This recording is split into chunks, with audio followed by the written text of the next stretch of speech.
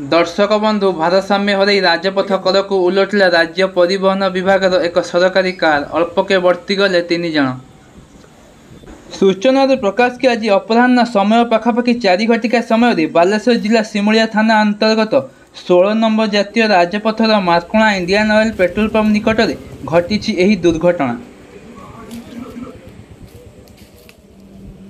संपूर्ण सूचना अनुसार आज अपराह्न समय पखापाखि 4 घटिका समय बालेश्वर भुवनेश्वर अभिमुखे आसुथिबा राज्य सरकार परिवहन विभाग गोटे कार चालक आज रविवार थिबारु निजर 2 जन बंधुଙ୍କ सहित बालेश्वर अभिमुखे बुलिबाकु सरकारी गाड़ी में आसीथिले, किंतु दुर्भाग्यवशतः गाड़ीटी भारसाम्य हरई दुर्घटनाग्रस्त होइथिबा देखिबाकु मिलिछि।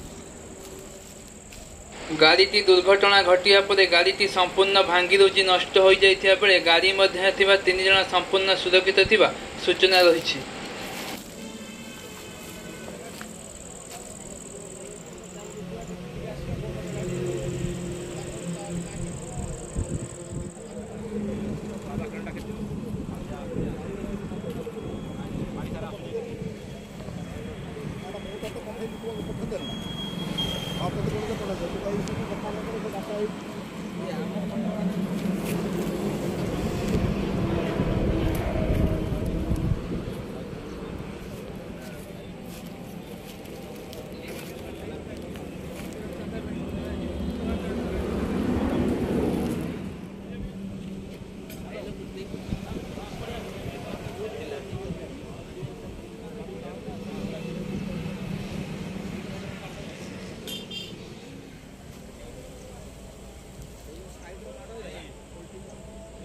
आज्ञा सर